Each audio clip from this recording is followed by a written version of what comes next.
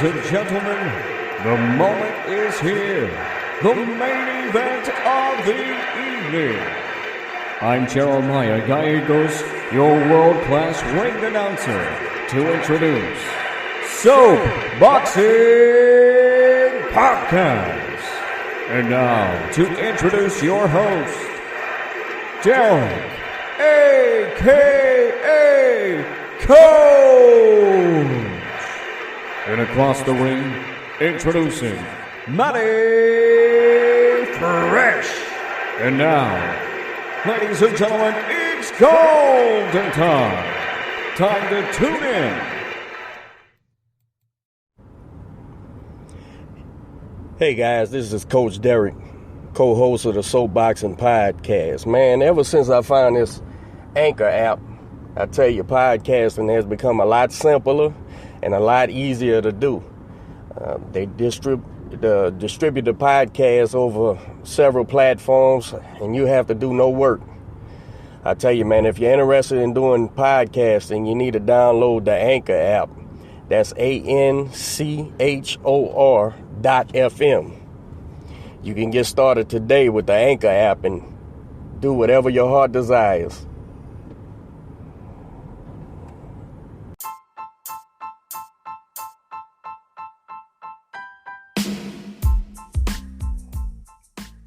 Hey guys, this is Coach Derek. I want to give a shout out to our new sponsor, Pueblo Boxing. Y'all be sure to check out Pueblo Boxing. They have unique and high quality boxing gear and novelty gifts. You can find the gear at soloboxing.com. That's SOLO boxing.com. Check it out, man. They do quality work.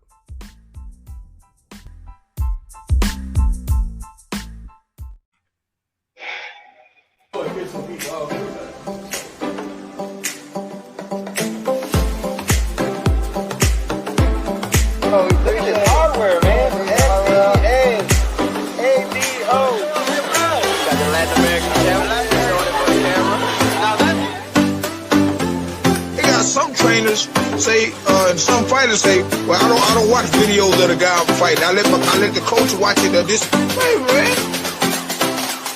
Guys, one thing we know for sure about Wilder, he hit you clean.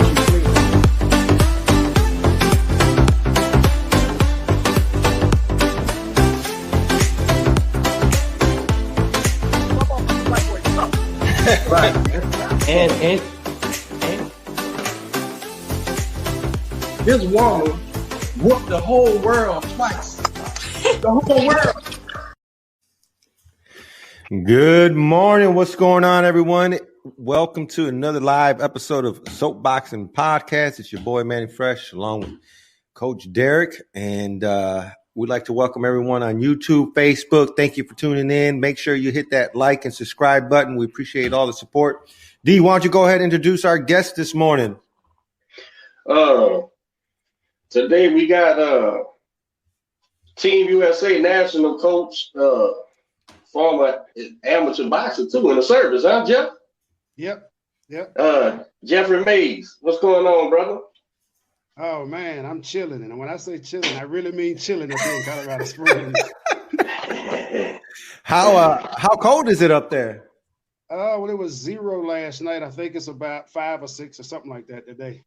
Oh man, wow! I mean, we're out here in Houston. I think we're gonna get some of that on Monday. But I was talking to Derek before we went live, and I was freezing my butt off yesterday, and it was in the 20s. So I can't imagine what you guys are experiencing out there.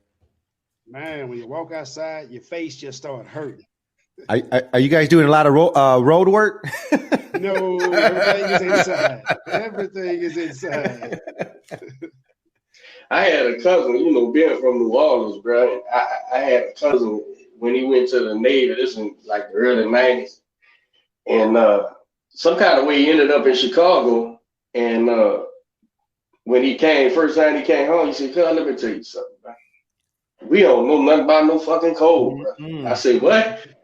He said, "Bro, in Chicago, I had to walk backwards, man." I said, "What you mean?" I said, "What you mean, bro?" He went to explain. He said, "Man, your face will freeze up, man." He said, "Bro, that shit is ridiculous, man." I said, "Well, I ain't never been in no real cold, nothing like that. So I don't know nothing about it, man. Man, that just took me back to when I was in elementary or in high school out there. That's exactly what we would do, man. We'd go into we'd walk out that house and you have it's the Windy City, so it's not only cold, it's slapping you in the face when you walk in. So that's exactly what we would do. We had to turn around, and walk backwards. Sometimes it was that damn cold. It's insanity, bro. I don't know nothing about it, man. Whose phone's ringing? They gonna knock you off, Jeff, if you don't put just do not disturb on. But yeah, man, we got confused with our time. What that's West Coast. What time it is up there? It is almost 10 o'clock here. It's you got Central Standard. Mountain time. Mountain time. Mountain time. Okay. That was a lucky guess. What y'all doing, bro? You back in Colorado? What y'all getting ready for? We're getting ready for a tournament in Bulgaria, and then once we leave there, we go straight to Spain to compete in another tournament. Okay. When's the next time you gonna go home, bro? Man, 7 March. I left on the 25th of January, and I'll be back home 7 March for a little while, and then I leave again at the end of March, going to another training camp. You know, we've had Mike Campbell on the show about a year or two ago, and from that he came on. He gave us a lot of great information. But one of the things that I took away from him on that interview was when you're dealing with Team USA and you have competition going on, you're required to do a lot of traveling and being away from home a lot, huh? A lot.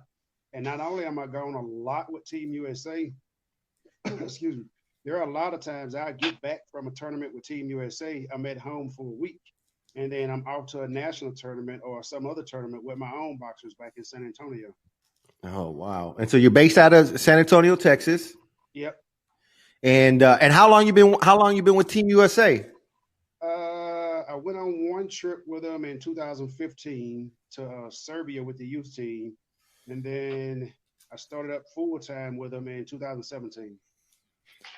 We've had a lot of guests, whether it's female boxers or amateurs that turn pros, and your name has come up a lot during the show. And I was waiting for Derek to get you on the show. I don't know what took so long, but man, we're excited to have you on. You've always motherfucker Hollywood every time I ask. Man, I ain't got time for you, bro. You would deliver people. I said, dang. I'll try again next week, man. Man. Every time they say your name, man, it's like an automatic smile comes on their face. They speak highly of you, and I know Derek is always I've always spoken of you fondly, and so that's not easy to come by. What's the secret, man? Oh man, I love what I do. Boxing is my passion. I just love what I do, and I love training. I don't consider myself as a coach or a trainer.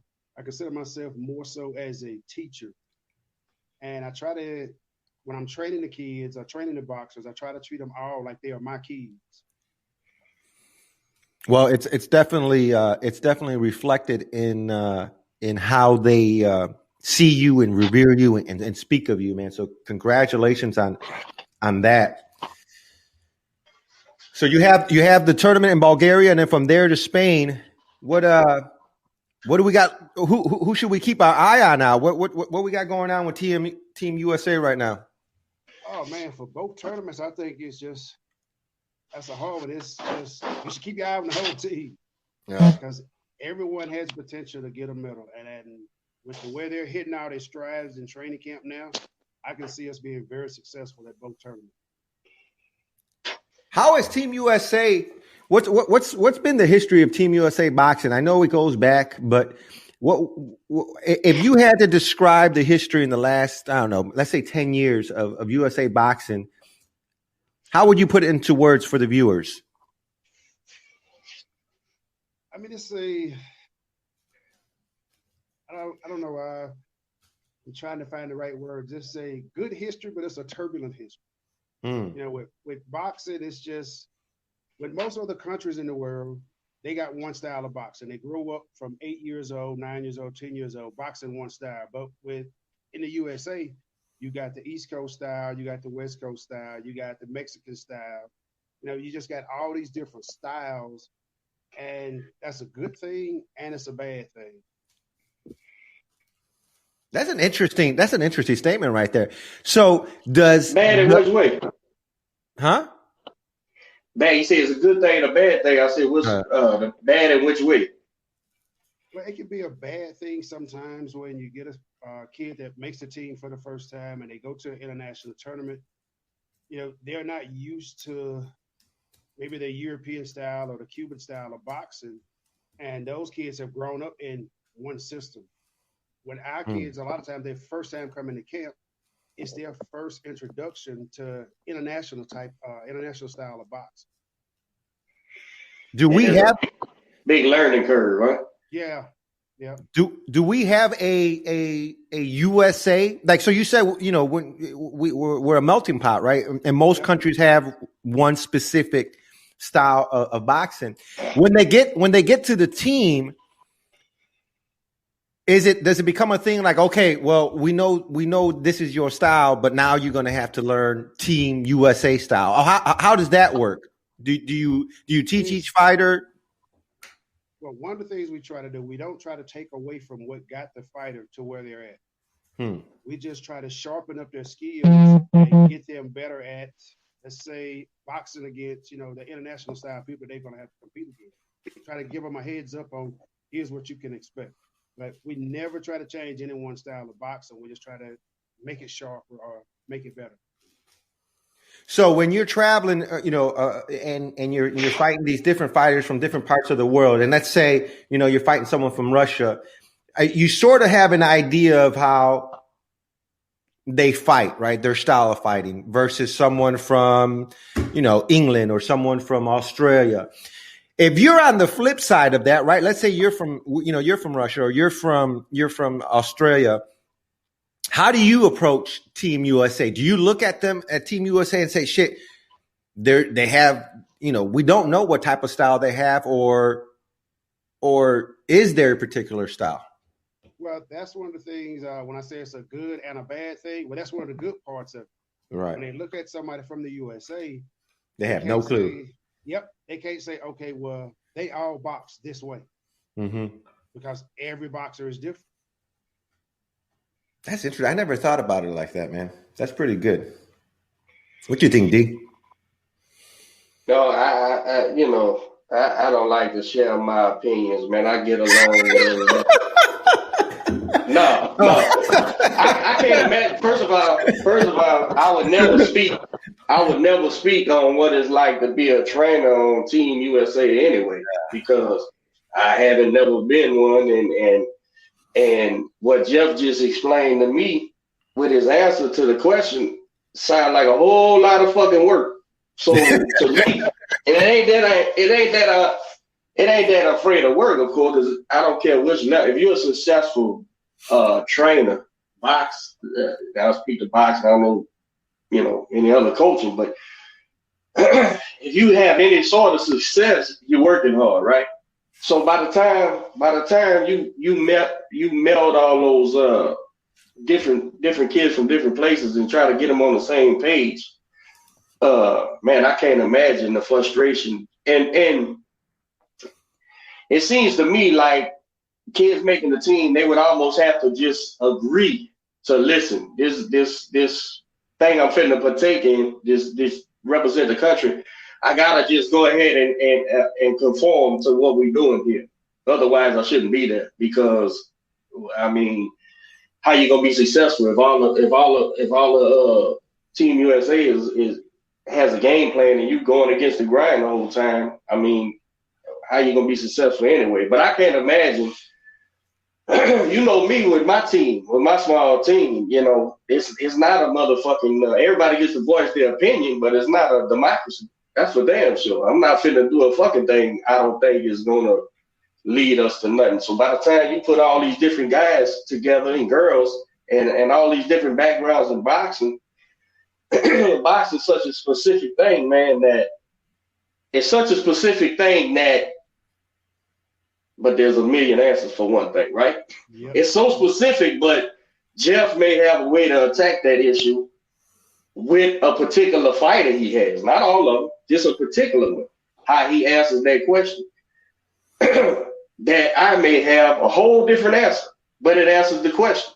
So by the time you put all these kids up in Colorado, man, trying to do that shit, I can't imagine the frustration, the can of worms that could open, man, and is why some people succeed and some people don't, bro. I don't want nothing to do with being a national coach, bro. I can't imagine. Nah. Well, it's more frustrating to the boxers than it is to myself, because with the boxers, they've been taught, by that one coach, mostly that one coach their whole career.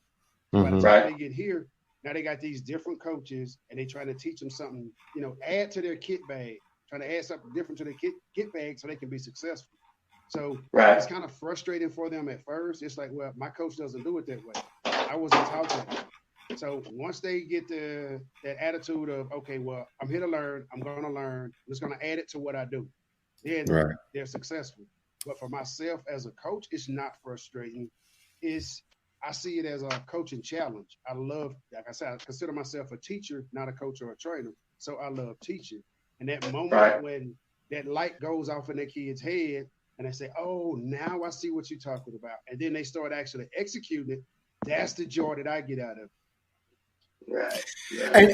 And once an athlete and a boxer gets to that point, and I'm not saying this is always the case, but there has to be a certain set of expectation that as a fighter, when he arrives, that, hey, I'm on a big stage now. This is Team USA, and so my attitude should be that of I'm here to learn and become better than what I arrived. But I'm sure you'll have those instances where you have, a fighter that doesn't want to conform, I guess, to that process, and that's where the challenge, the frustration for them would be, I assume. Yeah, it is. But eventually, if they stay on the team long enough, they understand. Get it.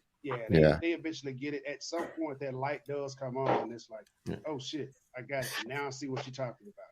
And sometimes that moment may come, not during training camp, but when they step in the ring against a Cuban, or when they step in the ring against somebody from Great Britain or a Russian. So when they step in the ring and all the stuff we've been trying to teach them and get them to do, or trying to explain to them that didn't sink in, once they step into the ring, it's like, oh shit, now I see what they're talking about. Yeah. The next time they get in there, they come back to camp, it's not as hard to teach. They are more open to it.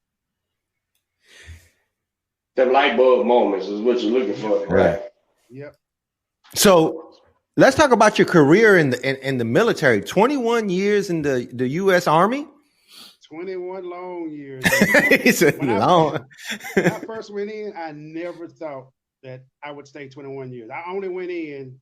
Tell you a story. Me and one of my buddies was drunk, and we stopped by a recruiter's office as a joke, and I talked to the recruiter. He was like, well, what do you want to do? I said, well, I like to box. I like to punch people. I like to fight.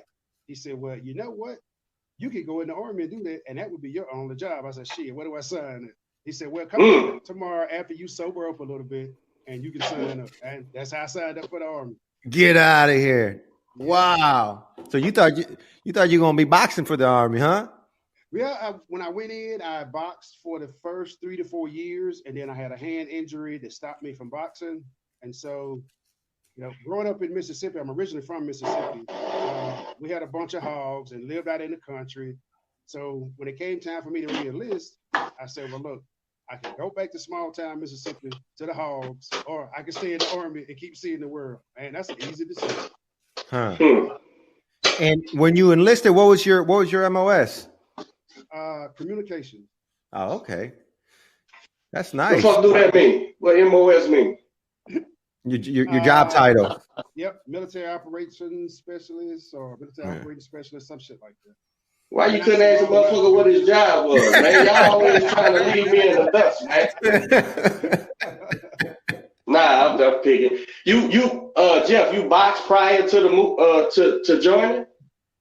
Yep. I Competitive. actually, after I graduated from high school, I ended up going to Job Corps because I didn't know what else I wanted to do. Went to Job Corps and got into a fight up there, and just so happened the boxing coach for the Job Corps place that I was at, he saw me.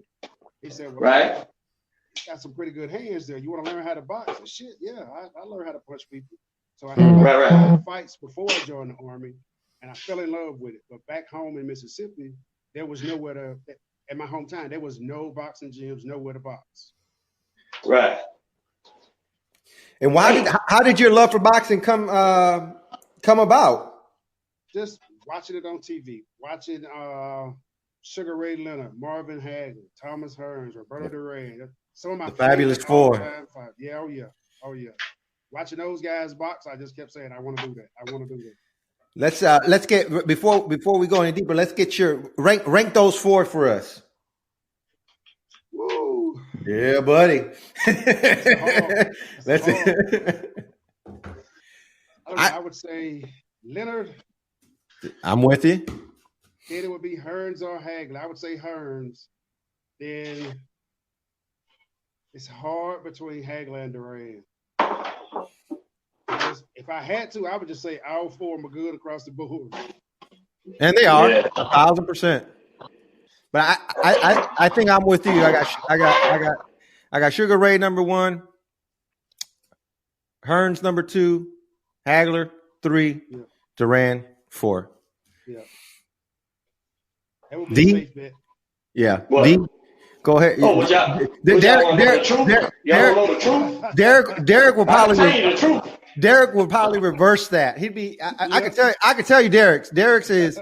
I tell you, Derek's is Duran number 1, Hearns number 2, Hagler number 3, and no, Duran number 3. I mean, Duran number 1, Tommy Hearns number 2. You having a hard time with these 4 fucking people.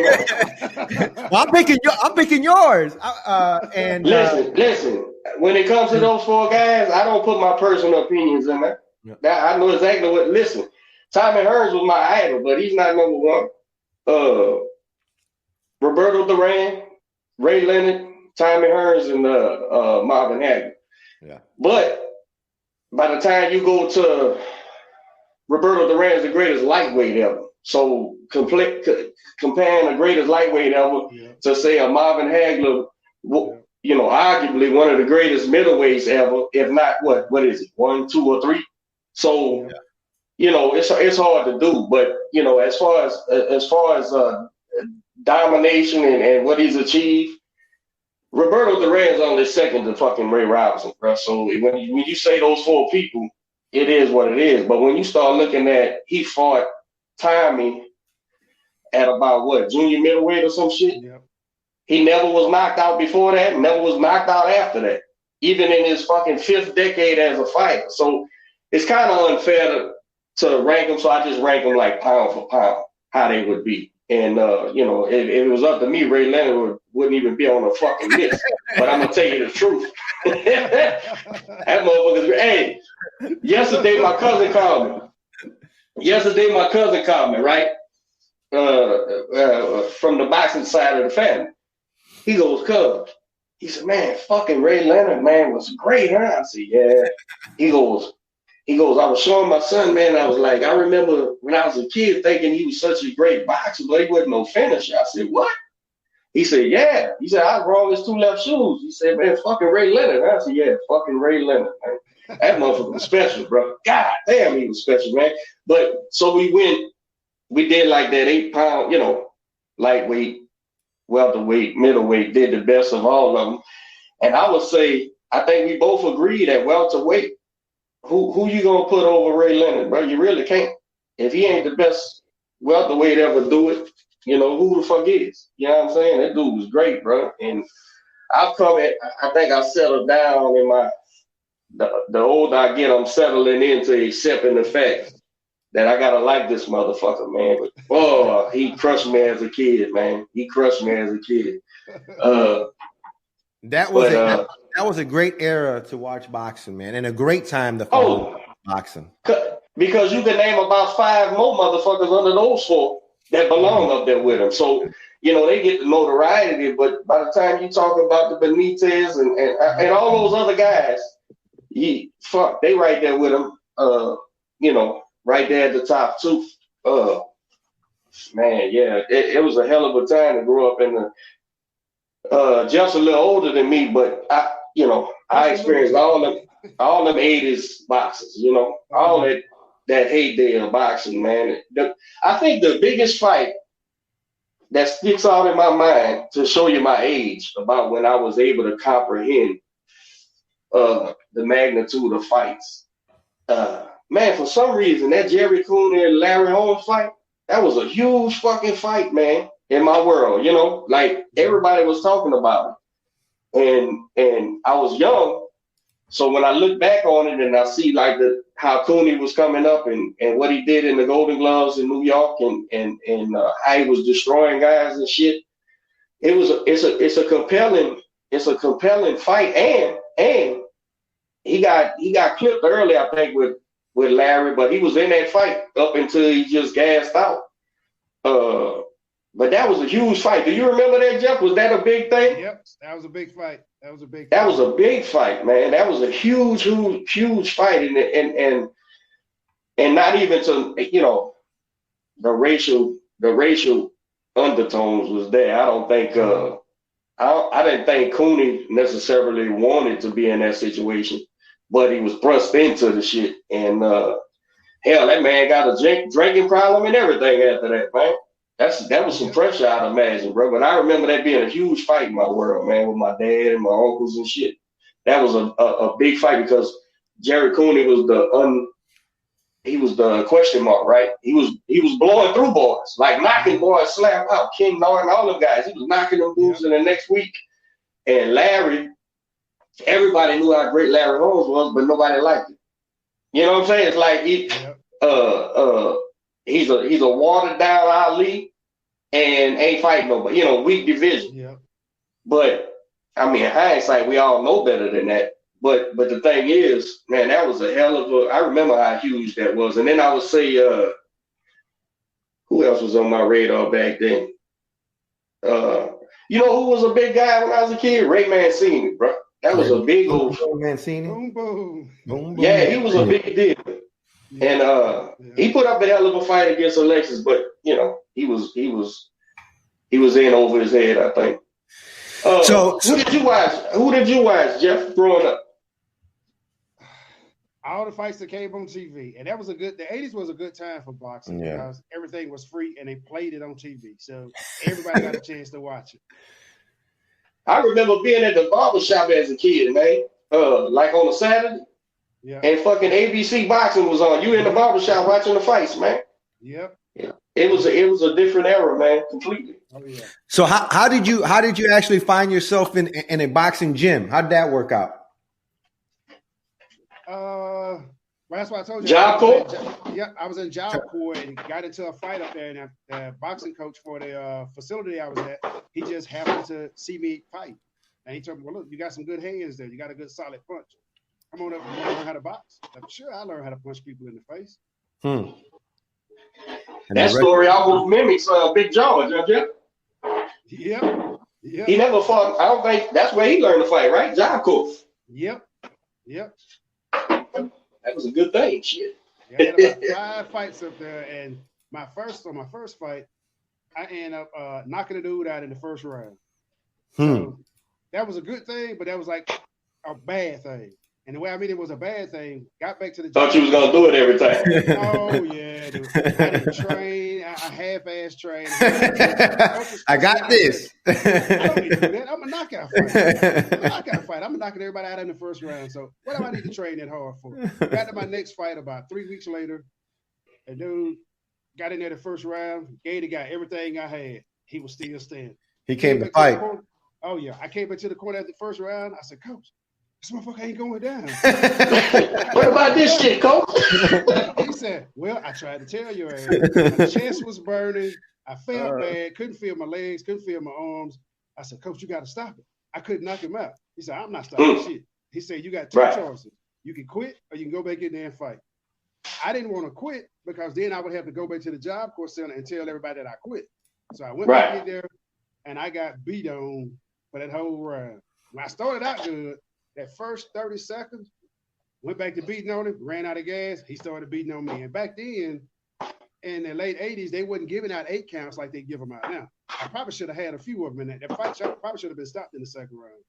So he beat me some more that second round. I went back to the corner. I said, Coach, I'm not feeling good. But I want to throw up.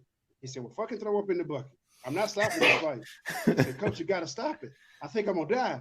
He said, you either quit or you go back out there and fight or you die while you fight. I said, well, fuck it. I'm not quitting. He was letting you learn about you. Yes. Went back out there and the first 30 seconds, I beat on the guy. The next 2.5 minutes, he beat on me. I never lost another fight because I got tired. Never. That experience stayed with me forever. That's why he wouldn't stop it. Yep. You're a real southpaw, Jeff? No, I'm actually a right-hander. So okay. The way my first coach was, he told me, well, fight how you, first he tried to get me to fight orthodox. But something kept telling me, like, this don't seem right. If I'm going to throw my lead hand more, why would I have my weak hand in the front? Right. He was just like, well, that's the way boxing is. You want your power hand in the back so you get more rotation on. I said, well, this don't make sense to me. He said, well, you know what? Fuck it. Get in the stance you want to get in. So when I was in a southpaw stance, it felt better. So I could keep throwing my jab, throwing my hooks, throwing my right uppercuts. That felt more comfortable to me.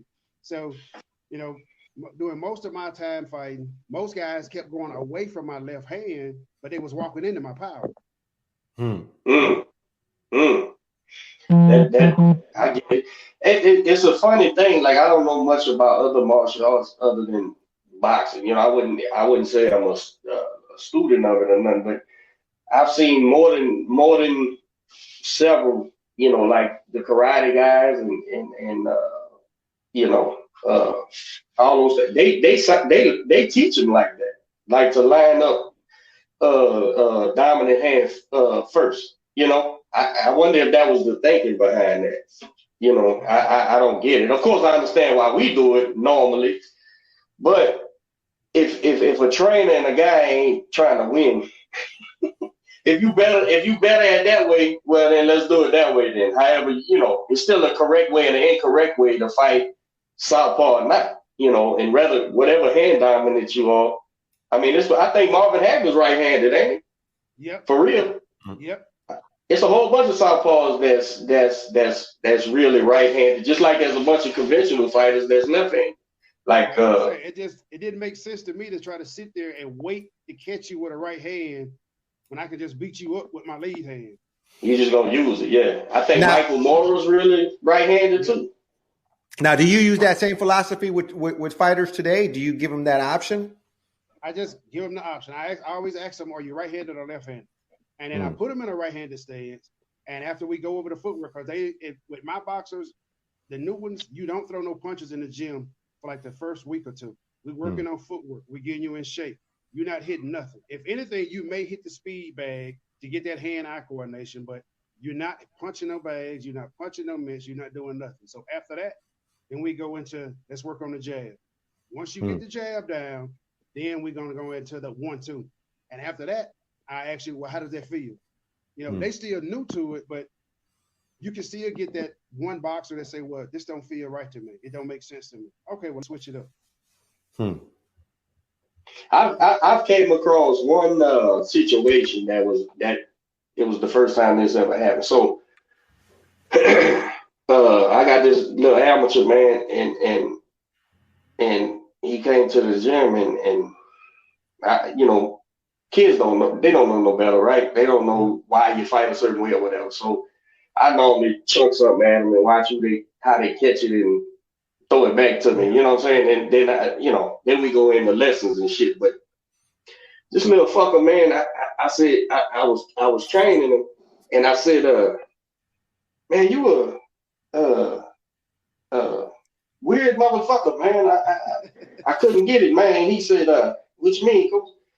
And I said, well, you're right-handed, huh? He said, no. I said, what? He said, "Nah, I write with my left hand." I said, "Well, motherfucker, I chucked something, man."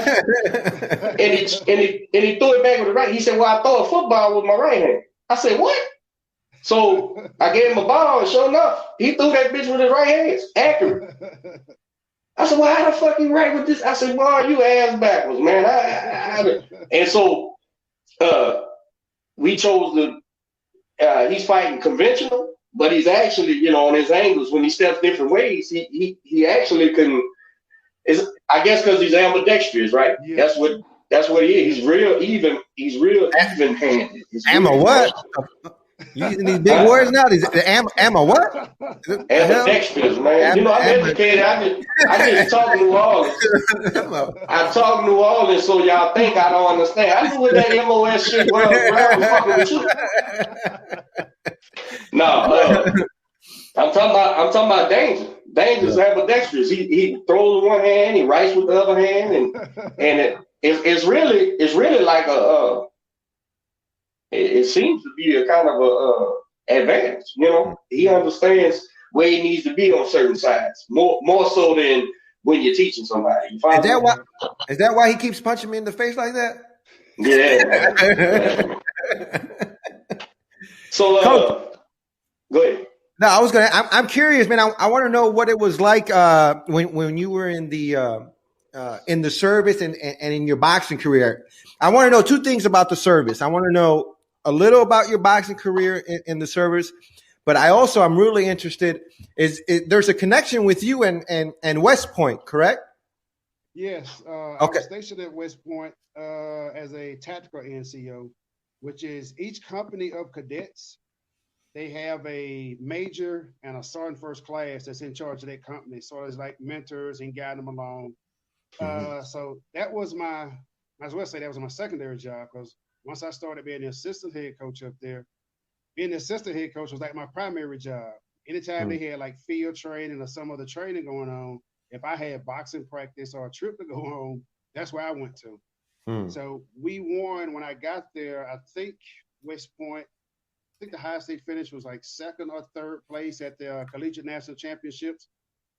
And I think from 2008 to 2011, we won 4 national championships. Now West Point, that's a very elite school, let alone, but they also have a very deep history in boxing, correct? Yes, every male cadet up there has to take boxing. They have to take a boxing class.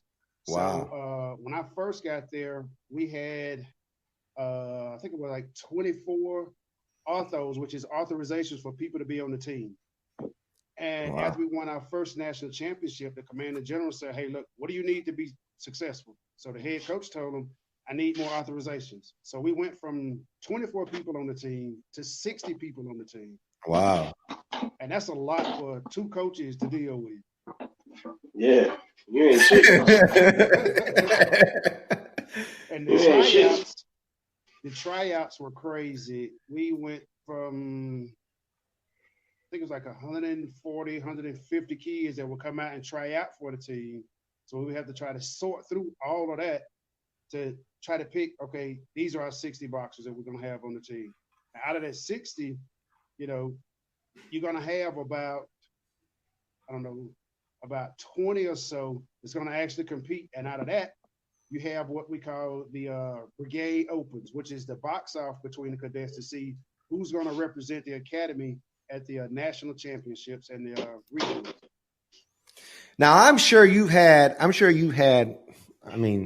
endless amounts of fond memories of that particular time, West Point and boxing. But can you share with us something that really stands out, or that you could look back and be like, wow, we did that while you were there at West Point?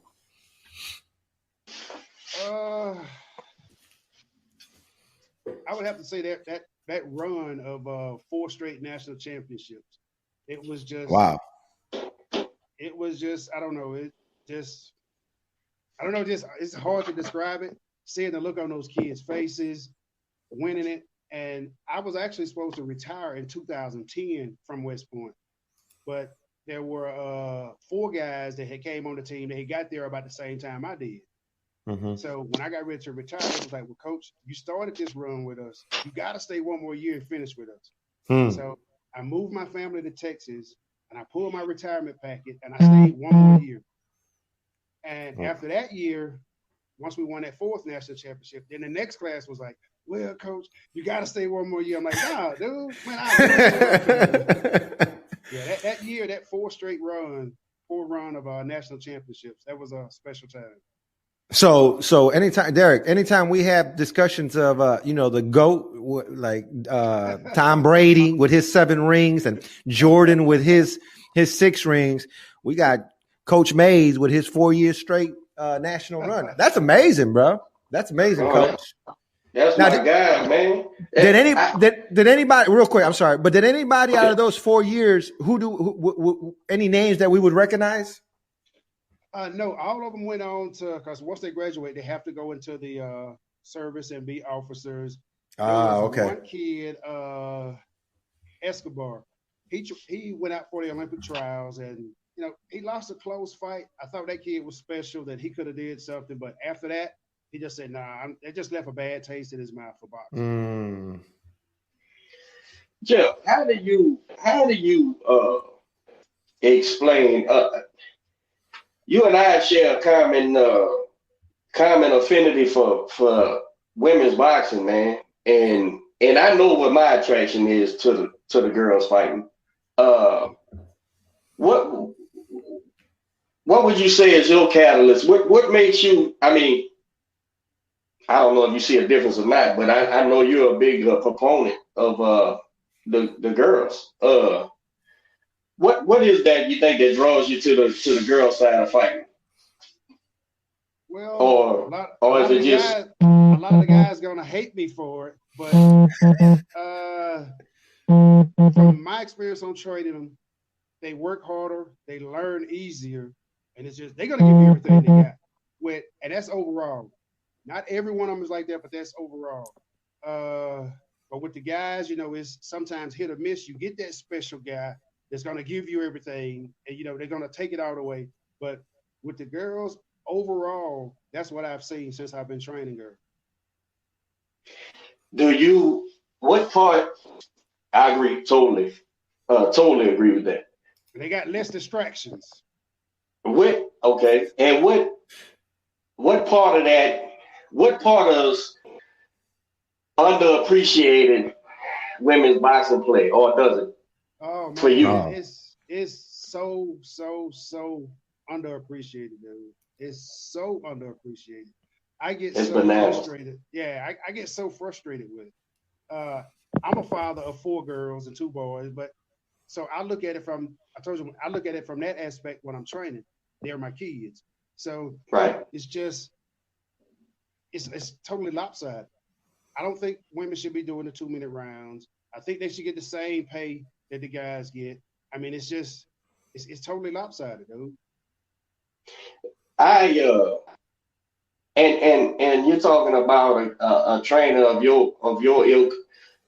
Me, how long I've been doing it, and the levels I've done it at, man. And if guys like you and I can look and appreciate the women fighting, it's to me, it's like the world just hasn't catched up. Like all the naysayers saying, man, because you see a lot of, not that I pay attention, but even journalists, right? All the women, women shouldn't be, but that kind of, and then like, dude, you're not seeing what's going on for real. There are a lot of old heads that still, at the top of the food chain in the boxing community that see it as the same way you just said. Well, women shouldn't be boxing. They should be in the kitchen doing this. No, wow. They should be afforded the same opportunity that everybody else, that the males get. Not, nobody wants to see their daughter fight. Shit, I wish one of my daughters would have boxed. Let me go out on a limb here, man, because I've been thinking about this here recently, right? It's so fun. The two, and listen, I don't want to get off into the pay scale and all that shit, because there's a bunch of different ways that I look at that. But it's so funny, like, you got those stay in the kitchen type motherfuckers that don't really matter, except that they're in a position. And we just need them, like with most things, we need them motherfuckers to die off and get out the way. But Wait them out. Right. But it's like they want the gals to be a certain way, right? It's like you don't want to give them no shine. And then also demand how they act, how they should act, and how they should promote themselves and shit. And I'm gonna tell you, man,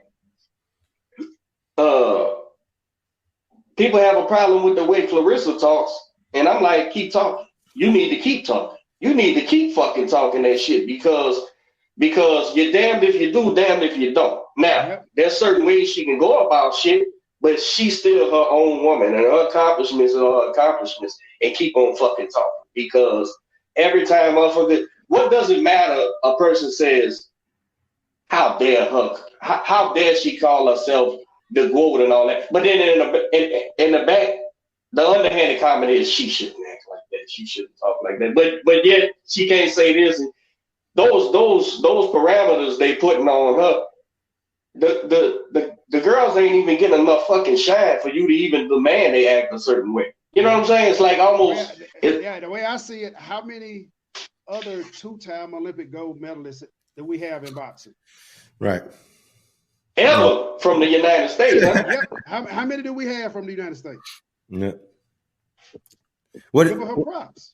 What did Coach say? She kicked everyone's ass in the world twice. Yep. Yeah, man. Listen, and listen. You know, I'm a super fan of Clarissa, of course, but there's a bunch of girls I'm a super fan of, right? And as they moving up, as they making their mark, as they, you know, I'm gonna keep on promoting, because I promote. You know why, Coach? It ain't I'm trying to be no defender of women. That ain't my thing. That ain't my thing at all. You know what my thing is? I'm a defender of boxing. Yep. So if this woman is a successful pugilist, she needs to be taught. She needs to be promoted. She needs to, because it's multi-millionaires don't make it out this game with $1, let alone somebody who deserves the opportunity to be a multi-millionaire that she don't get it. You know what I'm saying? But not only that, the work that goes into it, the training, the sacrifice, the time, it's effort. Not easy. At all. They women you think is easy? Right. Fuck no, man. Right. Yep. So I want to touch on something very controversial, and we'll try to keep. I don't do controversy, bro. I don't do controversy. We'll try to keep it, as safe as possible. But there's no secret, right? With some of the changes that have been going on. With the transgenders and them being involved in women's boxing. And I'm only asking and bringing this up because you're involved with USA Boxing. Is that an issue that the USA Boxing has addressed or talked about? And if so, what's their position with women's boxing in regards to that particular issue? There's transgender people competing in boxing at the amateur level? I don't know. That's what I'm asking. I've never seen one. Okay. Yeah, me neither. And I think USA Boxing, that's a good question, though. Well, because USA Boxing has a policy against it. Okay, I was because it's already it's a topic with MMA, right? And so it's 1 degree away from it being an issue that we need to discuss when it comes to boxing. So if it's happening in the MMA, I'm just kind of curious is there a policy in place? And as you have answered, they do, and they are against it. In my opinion, I think that's the correct policy. This is, like you say, is a controversial subject, but and I don't know, I'm real ignorant to any trans, I don't know nothing about the issue, right?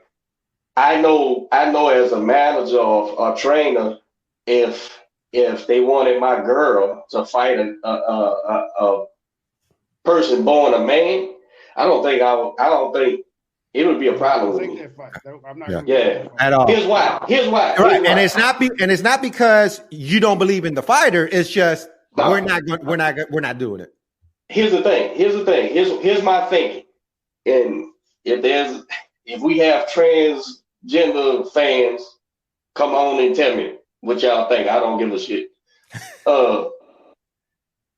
I believe, prior to Clarissa Shields, I believe the greatest woman I ever seen box display, and it's the eye test, is not accomplishments, because women's boxing was such a niche thing at the time, so she didn't really get the fight she needed. But the greatest woman prior to her I ever seen was this woman named Lucia Riker, right? And she was out of Sweden, I think, or she was Danish or something. But she came from the kickboxing community, okay?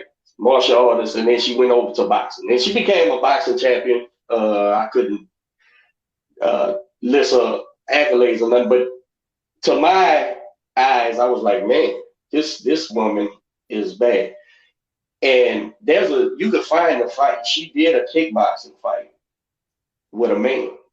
This is how cold she was, right? She kickboxed with a man.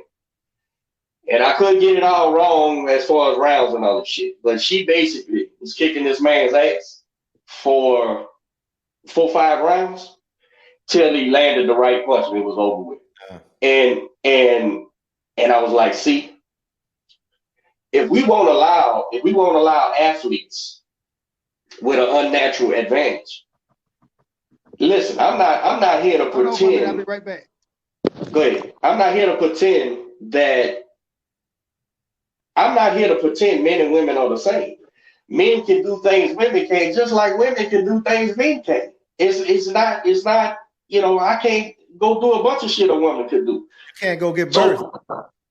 I can't give birth, right? So here's the thing. It's like these two. If all things are natural, right? What makes you a male? Why was you born male instead of female? Because your what's the word I'm like? Testosterone and shit is at a higher level, right? So we're gonna pretend that testosterone levels don't make a difference. 100%. That's why fighters shoot their ass full of testosterone when they can get away with it, So I'm not gonna put my woman fighter in there with a man, or used to be a man, or whatever the classification is. If that woman, if the woman wasn't born a woman, you're not fighting my woman. That's just how I look at it, and I would have a problem with that. And that's not me telling a trans person they not whatever they feel they are. Right. You could be whatever the fuck you want to be, man. This is America, man. I'm not going to sit here and I don't want you to limit me, so I'm not going to limit you. But in this game here, where you get your brain shook, I'm not going to take a chance on a person born more testosterone, born a man.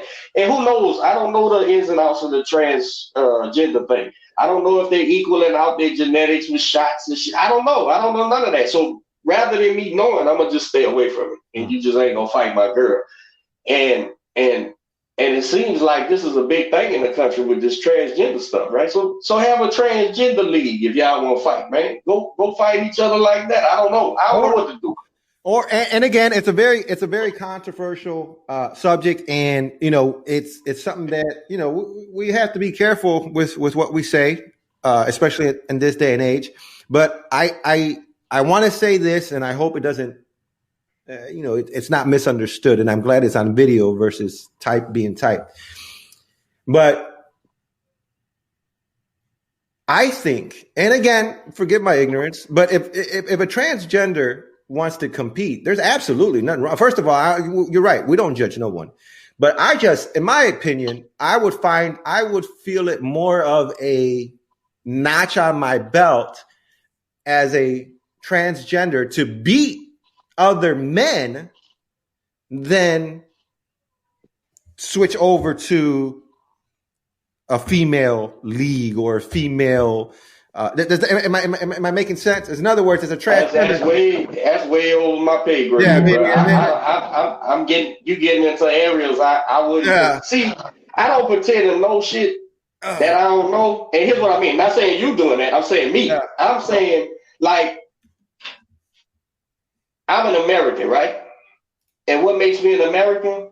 I'm from a country based on the Constitution, right? Now, it's a whole lot of gang of motherfuckers claim to believe their Constitution, but they really don't, because that Constitution says every motherfucker, man. And I add and I add a motherfucker so you ignorant people could hear me. That's why I do that.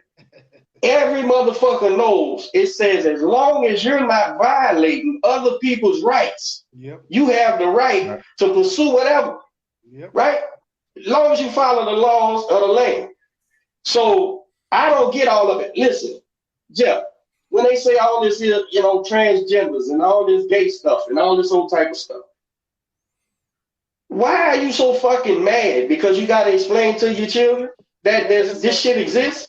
There's a lot of people that's upset about it, but it just, as long as you're living your life, you're not bothering, you're not hindering nobody else, you're not bothering nobody. Let people live their life. Yeah. I don't want to run around with a pro-gay flag to say I'm not anti-gay.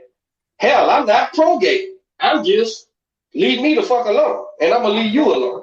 I'm pro equal rights. There you That's go. what I'm trying to say. And so we want to make it very clear. We want to make it very clear to the viewers that that's what we are. We are live your life. We're not going to judge you. We don't care. Listen, and that's Manny Fresh told me one time. He said, "Listen, Coach." He said, "Some of my best friends are gay. I don't want to." Nah, I'm picking. Listen. But athletically, we talking about putting a man in there with a woman, and nah. I'm not gonna do it. And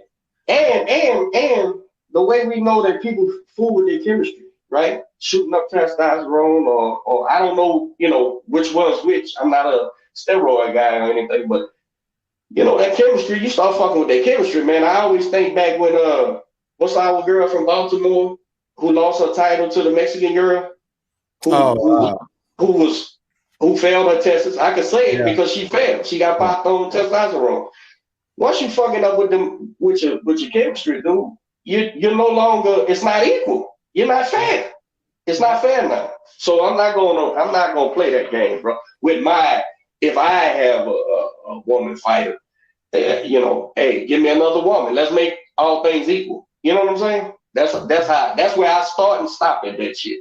With Coach, how we doing with time? I know you are we good? We still got a couple more minutes. Yeah, we're still good. Okay, cool, good. All right, well let's move on from that before we get in trouble talking about that shit. What's terrible? What the word? What I can't even watch the Dukes because of the paint job on the fucking car no more, man. Who the fuck? I don't remember Bo Duke calling anybody anything, man. I don't remember that. It's not good. That's just crazy, man.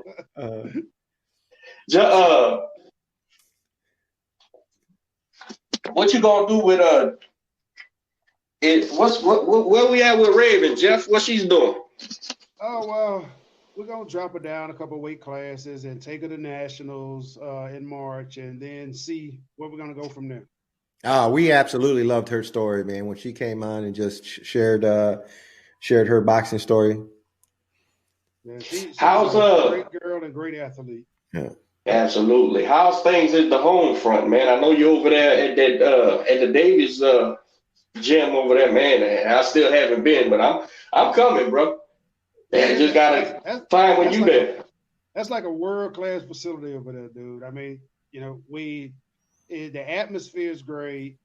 I got about 15 boxers that I actually train over there. They got an amateur side, they got a pro side, and it's an amazing facility, dude. It looks like it, man. It looks first class all the way from the videos and the pictures and stuff I see.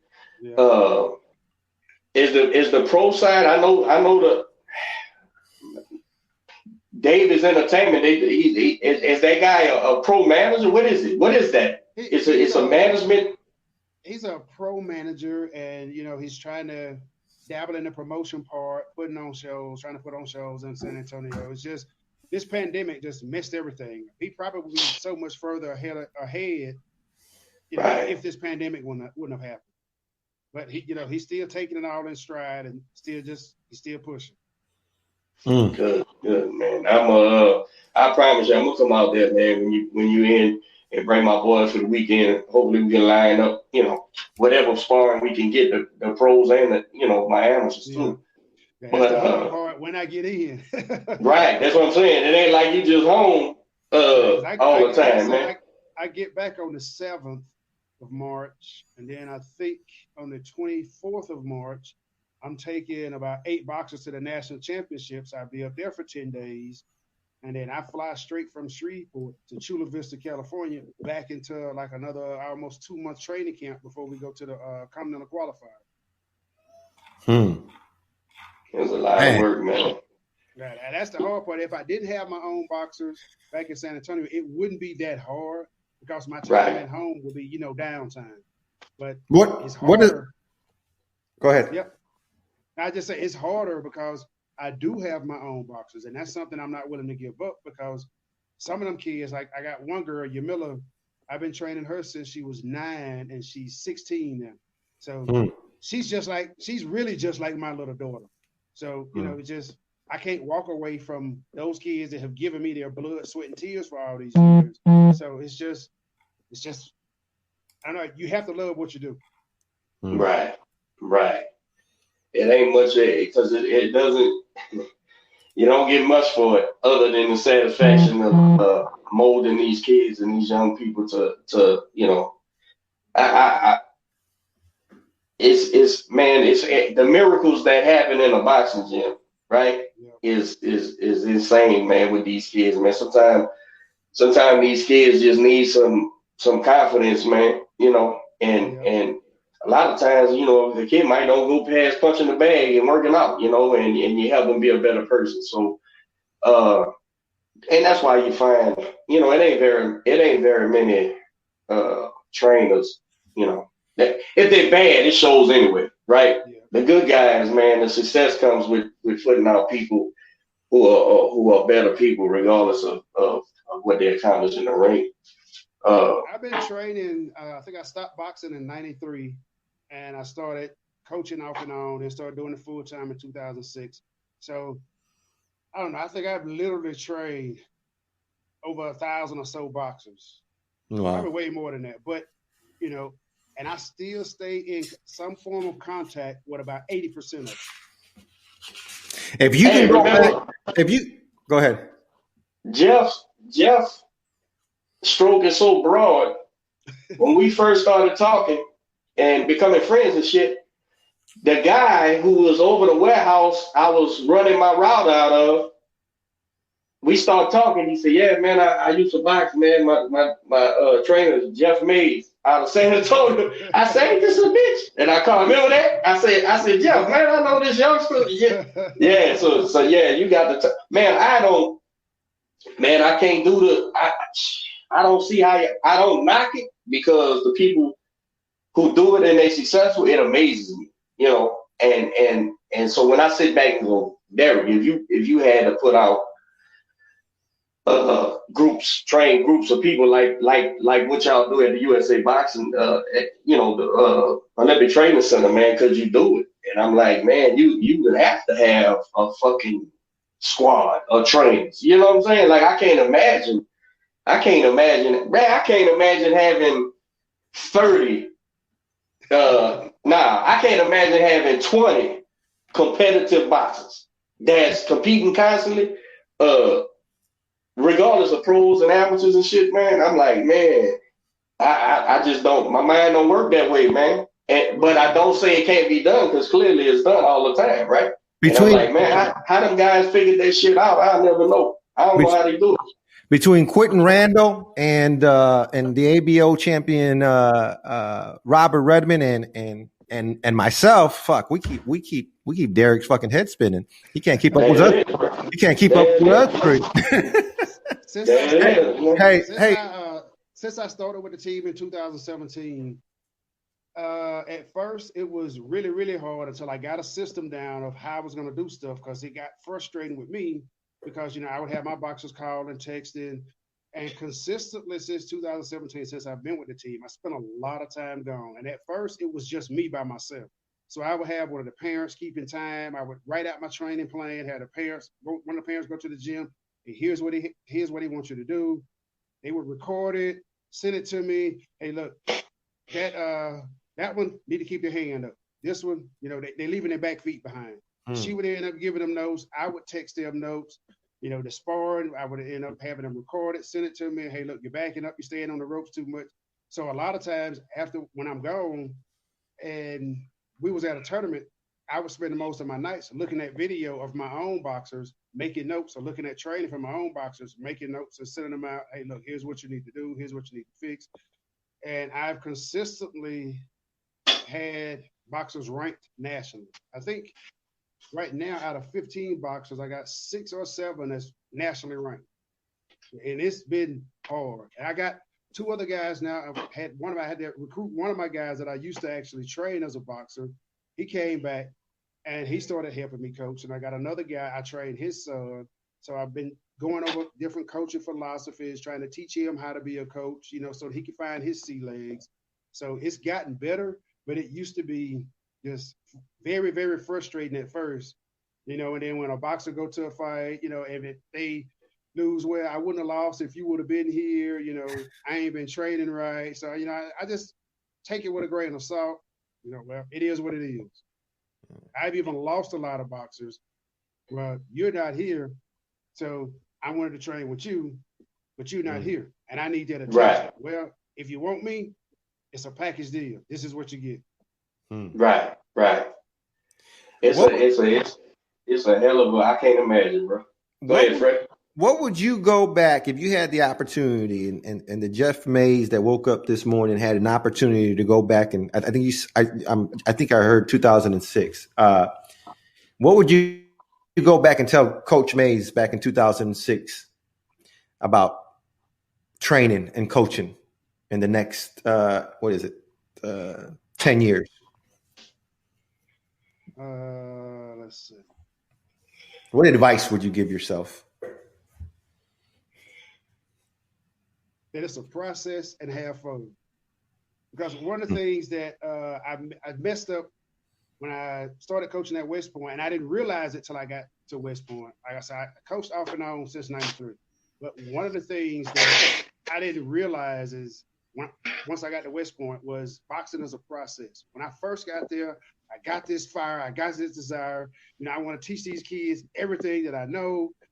So I'm trying to, brand new novice boxers, I'm trying to dump 109 amateur fights worth of information into them all at once. And I'm like, what do you mean you can't throw a 5-punch combination? I can do it. Let me show you. So I wasn't understanding that boxing is a process. You got to crawl, walk, then run. So after we end up going to the first national championship in 2007, after I was there, I always take my boxers' losses as my own. I own my boxers' losses. Because if the boxer knew what to do, they wouldn't need a coach or a trainer. So every time one of my boxers lose, I always look at myself hard and say, what could I have done to get them to win this fight? I mean, all the way back from the training, all the way back to the corner work, or what I told them in the corner. Did I make my adjustments in the corner? Or sometimes you don't need to make adjustments. Sometimes it could be just a motivational speech you got to give them in the corner. Hey, what the fuck are you doing, shithead? You losing this fight. I'm gonna fucking put my foot up your ass if you don't go out there and kick this dude. Sometimes that's all a boxer needs. So it's just, those are some of the things I have learned over the years. But, when I first started, I was just, and how I want to say, I own it that I caused a lot of kids to lose because I'm trying to give them 109 fights worth of information all at one time. And, most boxers, they just going to say, okay, coach. Okay. They're going to try it, but they're not going to be able to do it. So even if they don't understand, they're going to try it. Right. They're going to try it. So once I figured out that boxing is a process and I need to just let the process develop and take the, crawl, walk, run aspect to it, it became a lot better. Well, that's some hell of advice right there, and I think that's pretty consistent with what most successful fighters and coaches say. But yet, it's a very hard lesson to apply. about that, especially with it's patience, man. Yep. Yeah. Especially with most former boxers that are coaches, that's one of the hardest lessons that we have to learn is that we could do it. Why you can't do it? Well, you didn't start out doing it that way. You didn't start out doing it that well. So take your time with the kids. One of the biggest mistake I see in coaches is that I recognize, right? Is I could be watching a guy for the last 10 years, right? And I'm looking at them and they chase athletes, man. And that shit is like, then you don't understand, man. You chasing the athlete thinking athleticism is gonna make him successful where there's fighters that absolutely has happened and because they're not scientists regardless and they still make it to the elite levels at professional and amateur, but to watch a coach do that repeatedly, I'm like, man, you ain't even training yourself. You need to train yourself to go, let me quit chasing this fucking athlete, man. It is, and I always liken it back to my one of my millions of quotes I always say, Tommy Hearns walks into the Catskills, man, he gets told to go play basketball, he can't fight. Right? And you look at these coaches, and that's what they do. They're all chasing some athlete thinking that's gonna make them a successful coach. And there's also a hallmark for trainers who have like one fight and that's it. And you're looking for what else they're doing. It's leaps and bounds between say a fucking Manuel Stewart and not I ain't gonna name nobody else, but just one. You know what I'm saying? It's leaps and bounds between that shit. That he went to this guy and figured out here you go, Jeff. I know a little bit about training through the phone and shit now because the next member of my family is starting to fight, right? He just got in the gym. He's done with football in high school. So he's venturing off into the boxing. He's still at home. But every day or two, I'm on the phone looking at videos, because I am the trainer of all the boys, right? I'm the guy who had the knack for the coaching. And so I'm sitting there going, I said, man, listen, man, you can't fucking throw that punch straight enough. You can't do it enough times. And worrying about what's next, you don't got the first thing. Don't worry about what's next. Because the adjustments it's going to take for you to win a 3-round amateur bout is going to be so minute. Yep. But if you can't do it, you lose. That's it. So watching these guys chase athletes, I think one thing I understood from the ground up, coming from a family with a history of boxing, is if the best athlete wins, well, then boxing ain't really it ain't technical, right? It's a foot race, but that ain't true. You know what I'm saying? That's how the guy who beats the better athlete all the time. Yep. Who the fuck would Bernard Hopkins beat if it was a fucking athlete thing, right? He outboxed you. That's what he was doing. And so watching these trainers do that shit over and over and over and over, and I'm like, man, you keep chasing these fucking athletes, man. That's your fucking problem, man. What's your philosophy? I told my cousin, I said, cuz, first thing I do when I talk to a coach is, because I want to know, I told him I'm having my partner on the podcast, and I want to hear all the shit because I value the opinion, and I know I'm going to learn something. I can't learn shit from a coach who chases athletes. You don't even got a philosophy. You don't even got a philosophy of what boxing is. You know what I'm saying? And that, I think if a trainer learns that at whatever year 1 or year 5 or year 10, it's going to determine the success you'll have as a trainer. That's my opinion. Anyway. Oh, it's true. Well, Coach MAYS, man, we appreciate you spending the morning with us. Give the viewers what they can look forward to from USA Boxing. What kind of schedule do they got coming up? I know you're going to Bulgaria. Where can they watch the fights? How can they follow the fighters? And where can they follow you at? Well, USA Boxing will have a live stream link put up right before the tournament starts to let everybody know where they can watch it. Usually, I normally post stuff on my social media, but sometimes I do, sometimes I don't. But I'm at MAYS Boxing on Instagram. That would be the best place to follow me at. But we got Bulgaria, Spain, time off. Then I'll be at the Nationals. Then we got the camp out in Chula Vista in Argentina. Then we got a couple of weeks off, and we come back for another training camp. So it's from now until the Olympics, it's going to be crazy. Wow. That's that's some Coach, work. let's do a I want to do a new segment. Let's freestyle right fast. All right, go ahead. We're gonna do underrated, overrated. Word association. I'm gonna just throw some fighters out there. You tell me. You ready? Yeah. Sean Porter. For his style of boxing, underrated. Tyson Fury. Underrated. Canelo Alvarez. Say it. I won't say he's overrated because Canelo can box. But I won't say you can't say he's underrated because a lot of people like him, and he's accomplished a lot. So he's one of them ones you can't say he's overrated, can't say he's underrated.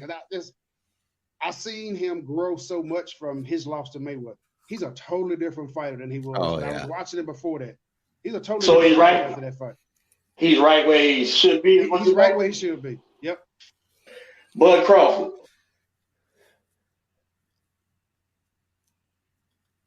I think he's right where he should be. I think he's underrated. Earl Spence. Right where he should be. Teofimo Lopez. Underrated. Clarissa Shields. Way underrated. Yeah. I like. You got some names you want to throw in there, Fresh? Nah, you covered them. Them are good right there. That was a great lineup. Top 3 pound for pound male boxers.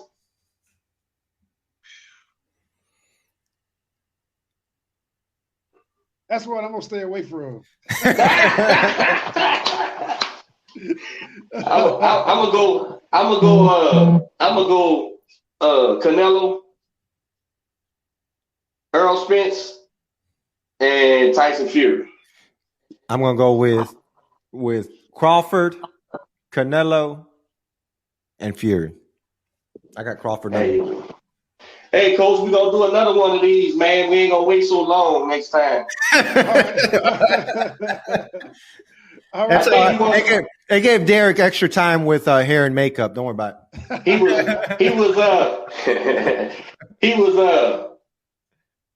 He waited to season 4 to make sure this thing stick. He didn't want to see if we was just gonna shake out after 10 episodes. That's what it was. Appreciate you, brother, as always. Well, I appreciate y'all having me, brother. Oh, thank you again. Once again, Facebook, YouTube, thank you for all the support. Please make sure to continue to like and subscribe. We've almost reached our goal of 1,000 followers on YouTube. We're almost there. Help us get over the hump.